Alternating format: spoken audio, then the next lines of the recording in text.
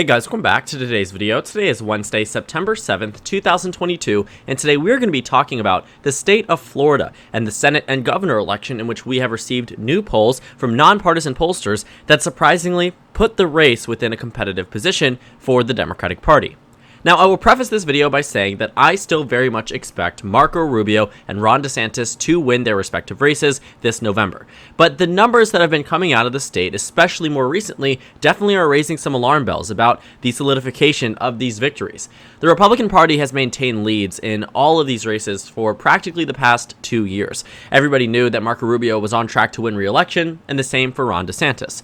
But seeing data from reputable pollsters, such as Susquehanna or Fabrizio, these are pollsters that generally get certain states right, and honestly, got states like Florida right in the past. And knowing that altogether, I will say that these leads for Marco Rubio and Ron DeSantis are far from impressive, especially considering where they were just about a year ago. Now, we're going to be dissecting a lot of the data that we see here and also discussing the future possibility that Florida might become a competitive state on this election. I think looking at the candidate quality for the GOP, they honestly have some of their better fielded candidates. Had Rick Scott been up for re-election in 2022, he probably would have won re-election as he won in 2018, but I will say that I definitely would expect him to perform worse than I expect Marco Rubio to this November. Looking at the baseline level from the state of Florida, the Republican Party is ahead by a pretty significant amount, especially for a state that is meant to be down to a point or two, depending on the type of year. In 2018, the Democratic Party lost their races by less than a point each. In 2016, Donald Trump won the presidential race in the state of Florida by just over a point. In 2014, a red wave year, the governor's election went to guess who? Rick Scott, the same guy I was talking about who is now a senator from the state against Charlie Crist. Surprisingly enough, the Democratic nominee for governor here, that election went to the GOP by just a point. In 2010, same type of red wave year, Republican Party won that governor's race by just a point. 2012, 2 years after that, President Obama wins the race by just under a point. So 2022 was supposed to break the mold, break the expectation and standard that Florida races are meant to be competitive. It was going to go so solidly to the GOP that Democrats truly should not have invested money in it, or at least at the time, didn't think it was necessary. But in these two new pollsters and in this two new ratings from the race, I think what we find within this race is that it is narrowing up, at least to some extent, from where it was before. The overall average here for Marco Rubio over Val Demings is nothing super significant, largely because we don't have much data out of the state. But the data that we do have pretty much shows that besides the University of Florida poll from August, which I definitely have questions about, I don't think that Val Demings at any point in time was leading in this Senate race. But you take a look at all of the polls leading up to it, and the last time you showed a race this competitive was a St. Pete's poll from over a year ago. Quite literally over a year ago. You take a look at where the Susquehanna poll was at the beginning of this entire possibility of a Val Demings-Marco Rubio matchup back in August of 2021. The GOP and Marco Rubio was ahead by 11. Then he was ahead by 2, and then he was ahead by 7, 8, 7, 12, and then all of a sudden this really shocking University of North Florida poll released that showed Val Demings ahead. I don't necessarily think that I would trust it. I would say definitely look more into that poll. It definitely has some type of partisan lean that is unfair for the Democratic Party. Polls don't swing by 16 points and then revert back to where they were previously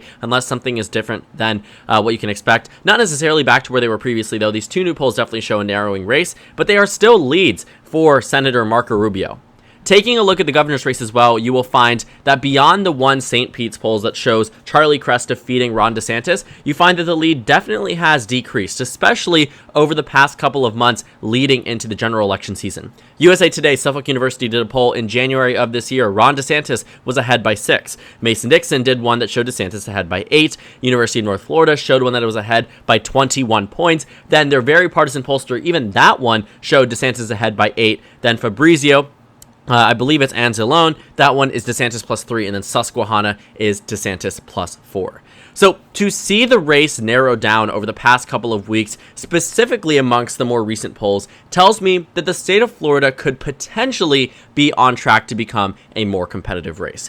Again, to reiterate what I said in the very beginning of this video, do not count out the Republican Party in this race whatsoever. A narrowing of the race does not by any stretch of the imagination indicate that Democrats are on track to win these races. All it indicates is that they have made it closer. And closer sometimes isn't enough. And for Democrats in Florida, it is literally that case every single election. 2014, the governorship went to Rick Scott by a point. 2016 went to Trump by a point. 2018 went in the Senate and governor's race to the Republican Party by a point. And in 2020 went to the GOP by just 3 points. So the Democratic Party has certainly gotten close to victory in the state of Florida. This is not some overwhelmingly solid red state, but where we are right now does not indicate that Democrats are on track for victory, and you will see that as we continue through. Now, I will also say that with the Democratic Party performing better in some of these polls, I do need to mention, and I think for complete and total transparency, that polls in the state of Florida aren't always right. President Biden was supposed to win the state of Florida in the 2020 election by a margin of about a point. He lost it by about 3 points. You're talking about a 4-point swing across the state. That's a pretty significant off margin. You know, in 2016, it was surprisingly enough significantly more accurate between Clinton and Trump. But looking at the individual pollsters, especially the one that was Susquehanna, that showed Trump winning by 1, it was one of the few pollsters that actually had the GOP ahead, despite the others showing Biden winning the state. When you take a look at 2018, this is where you really missed the mark. Not only did you miss it in the governor's race, but you also missed it in the Senate race. And I also was wrong about these states. I had expected Bill Nelson and Andrew Gillum to win their respective races. Surprisingly enough, the polls that showed Andrew Gillum ahead further actually ended up being a less competitive race for Democrats than the Senate race, despite the numbers showing that it would be. Looking at the Senate and governor's race here, this is where the polling inaccuracies came in. Luckily for the two pollsters that have released numbers for 2022, they did not poll these races back in 2018, which means they technically get off scot-free, but it also means we have no baseline indicator as to their accuracy in the 2018 midterm elections. So we don't have any midterm Florida numbers.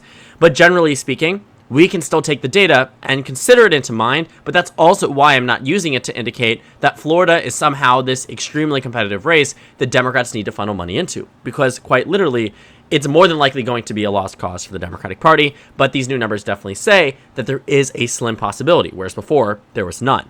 2018 definitely was a bit of a shocker. I think that, again, many people, including myself, expected the Democrats to win in this state, and the fact that they didn't was a bad look for the polling industry and also the Democratic Party.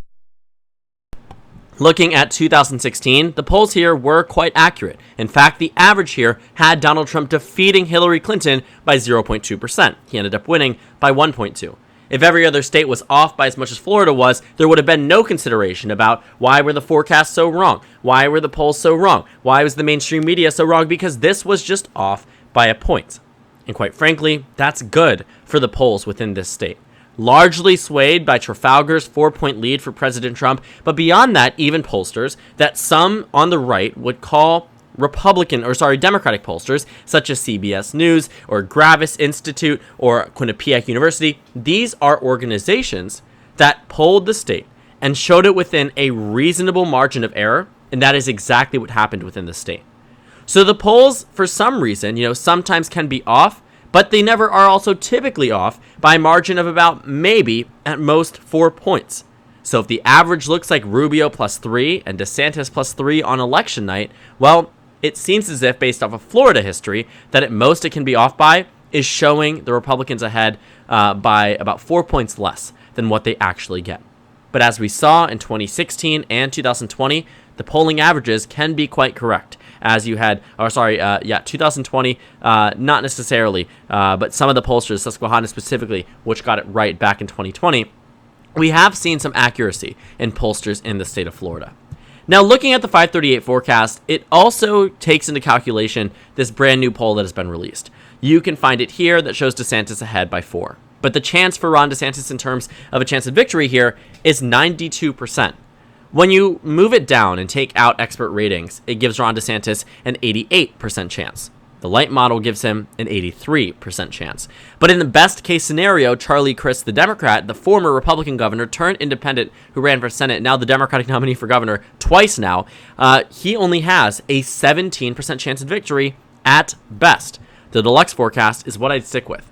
In the Senate race, you see a very similar story. Val Demings certainly has a higher chance at victory than Charlie Crist does in the deluxe forecast. Same thing can be said on the classic forecast. Same thing can be said on the light forecast. But really, nothing is better for the Democratic Party than what they have in some other states. The state of Florida right now is not one of the ones that the Democratic Party should be heavily investing in or should treat as a realistic potential pickup opportunity. That has yet to be seen. And I think we might be able to see that as more data comes out of the state of Florida. I think that there definitely is something to be said as well about a narrowing up and an increase of Democratic support across this country following the Dobbs decision. I mean, there's a reason why the generic ballot now favors the Democratic Party, and the nationwide averages benefit the Democratic Party a lot more than they did previously. And that could be the case in the state of Florida. I'm showing you the Ohio Senate race because I think that Florida reminds me a bit of what Ohio was back when it was safe for the GOP. Looking at the forecast in its beginning, for about a month, the Republican Party had a 90% chance of victory within the Ohio Senate race. Democrats were maxing out at around 10 to 11%. That has now jumped up to the Democrats having a 28% chance of victory and the GOP having less than a 3/4 chance of victory as well. That's significant because Ohio was never meant to be competitive. In fact, Ohio started out as an even more lopsided race than Florida is right now. And to be fair, so did the state of Florida. But only recently has it narrowed up, and it has come to a point where, potentially speaking, Val Demings could narrow up the race, and so could Charlie Crist. The state of Ohio is still very much going to go to the GOP, and I think that's the way that I look at the state of Florida when we're drawing our comparisons here, because I think that Florida could narrow up the way that Ohio is right now, but at the end of the day, there was a predetermined election winner, and that happened depending on whoever won the Republican primary.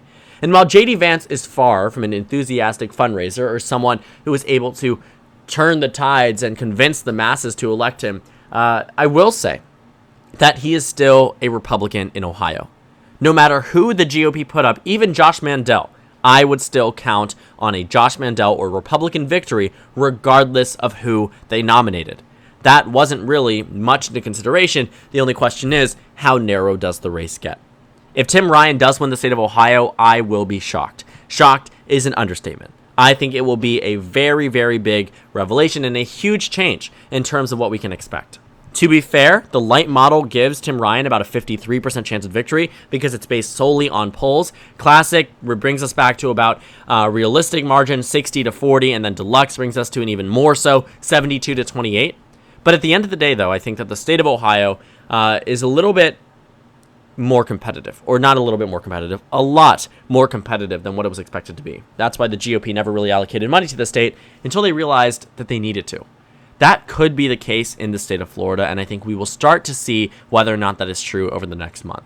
The problem is, it's a little too late for the Democratic Party.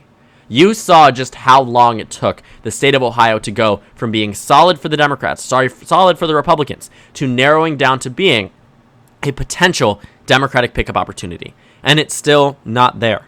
It was months and months and months on end after an embattled Republican primary, whereas the state of Florida had no such thing. The state of Florida simply does not have enough time to narrow down to be a very good race for the Democratic Party. But I think what they should look for, not necessarily victory if they can't get that, but rather a race that is as competitive as the polls might suggest. Because if Marco Rubio does worse in the Senate election compared to 2016, that's a good sign for Democrats for 2024. If Ron DeSantis doesn't win by the 11, 12-point margin that many of us expect him to, that's a good sign for the Democratic Party. Ron DeSantis has been long viewed as well as a potential presidential contender in 2024. So has Marco Rubio, but certainly not to the same extent that Ron DeSantis has over the past year. And if Ron DeSantis solidifies and locks down the state of Florida, he offers a lot to the Republican Party in terms of electability, in terms of candidacy. But if he doesn't, he's just another governor vying for the bid. He is being praised right now by the national GOP because they think he is on track to have a landslide victory in a swing state. Not even Rick Scott could do that, and he won in a blue wave year in 2018. If Scott couldn't do it, but DeSantis can, it means that DeSantis is a different type of breed of politician, one that the GOP would definitely benefit by having. But there's no guarantee that happens, and based off of some of these recent numbers, I don't know if I'd exactly count on it. To wrap up this video, I want to reiterate for the billionth time now that I think the Democrats win the state, I think the Republicans win the state of Florida. The only thing is that before, I never even thought within the realm of possibility that Democrats could become competitive, much less win the race in the state of Florida. I don't know if I buy the possibility that Democrats do win it in 2022, But the possibility that Rubio wins by 3, DeSantis wins by 4, is no longer out of the question. And that should be very shocking for the Republican Party, especially considering that this was a race that was meant to be so solid. But I can't say it hasn't happened before, because we can see it all across the nation in races that were otherwise never, ever competitive. So thank you guys so much for watching this video. Make sure to comment down suggestions below, subscribe on the left if you haven't already, and check out the Instagram and Twitter. At the bottom left of the screen is also a Discord server for you to go ahead and join. On the screen is a video you can watch, and then a playlist for my 2022 governor election analysis videos. Again, thank you guys so much for watching, and I will see you all later today.